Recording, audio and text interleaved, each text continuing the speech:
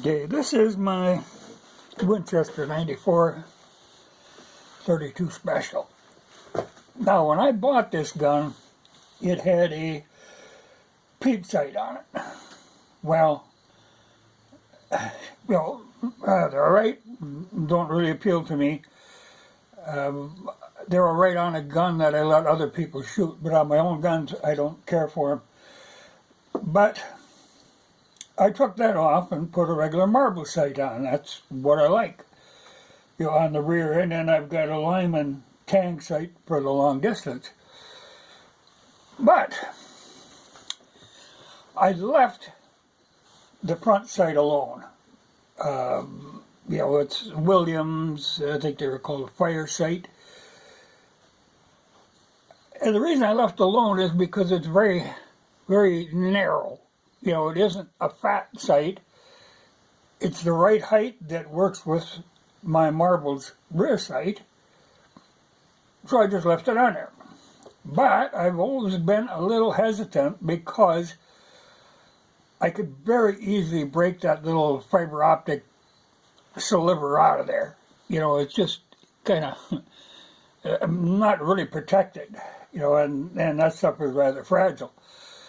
I don't normally like sight hoods, and I don't like hunting with them, but I thought, well, it'd be nice to have a sight hood for normal carrying it around, so that I don't bang that sight up. So I ordered a sight hood from this E-Deals Unlimited. Well, here come this, which wasn't a sight hood. But it's a good sight. These are what I normally put on most of my lever actions, with the exception of, like that Savage, I didn't change that, and like this one I didn't change. But otherwise, first thing I do, go marbles front and back, call her good. Well, so I got a hold of the guy, and I said, you made a mistake, you sent the wrong, because obviously not right. But impressive in that, I don't know if you'll be able to read it, but it is a marble arms sight. The 50 wide, which is very similar to what I use on my 4570 Cowboy, but it fits a lot of the octagon barrel rifles, particularly when you aren't running a ramp on them, when they go right into the barrel. And it's a regular 3/8" dovetail. So I said, well, I don't mind having that. I've got, about 10 of these on hand of different sizes, because when I'm sighting them in, I always got to play around, with the height. So I said, I'll keep this and I'll just order another hood. So I did, and he said, well, okay, because I hate sending stuff back, to me that's just a nuisance. So I just said, well, I'll keep this and I'll reorder. And that's what I did. Well, so then today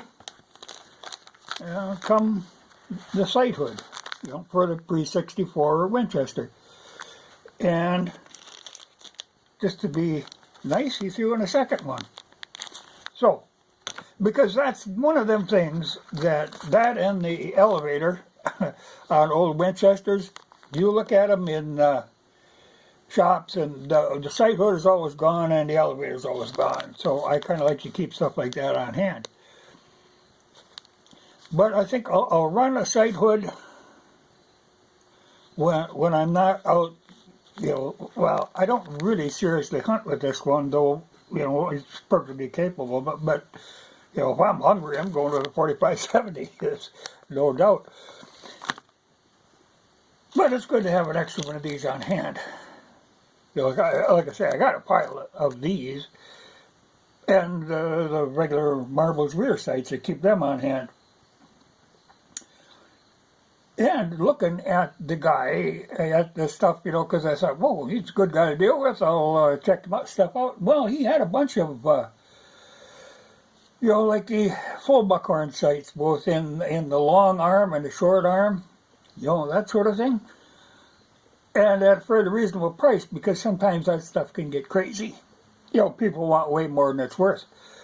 But he was reasonable on his prices, so I'm going to have to order some more stuff, especially, knowing that, yeah, okay, he made a mistake, but he overcorrected his mistake. I can live with that.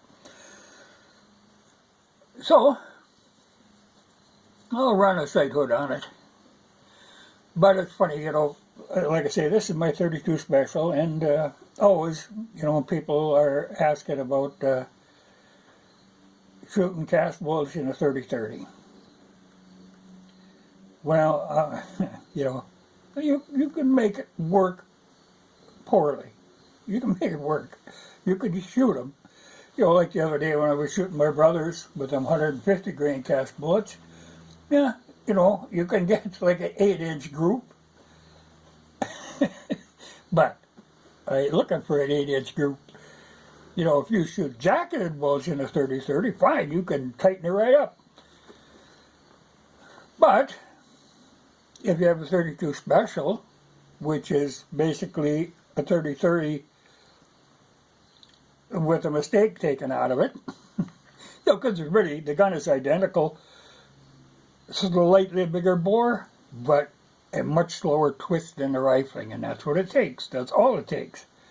Otherwise, the case dimensions are the same, except the neck is expanded to take that slightly bigger bullet.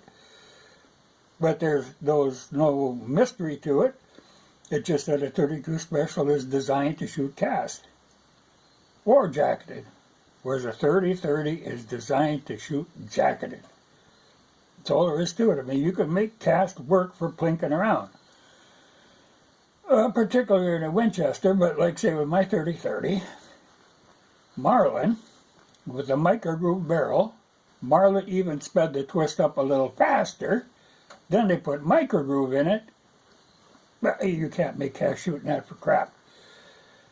Even for plinking around, it's kind of pointless. But at least a 30-30 Winchester you can do that with. But the best way to shoot cast in a 30-30 is get rid of it and get a 32 special. Then you can shoot cast. I've tried. Believe me, I've tried. I always hear people, I got this load that'll work. You're working against physics there. If you're trying to run a soft lead bullet down a tight twist barrel, you're just going to shear lead. But people are determined. But I've tried it. You can make them work if you slow them way the hell down. And that's basically what I was doing with that 30-30 of my brother's. I put a pretty light load of 30-31, and then that light bullet. Yeah, you can make them work, kinda, but not effectively. I wouldn't be shooting at a deer with that. But I can put a cast bullet in this, and it'll work perfectly. But I think I'm going to have to do some more scanning through that guy's pages. But like I say, this is old pre-64. When you look at the metal on them, they just get better over time. Those post-64s just get ugly. And that's just how it works.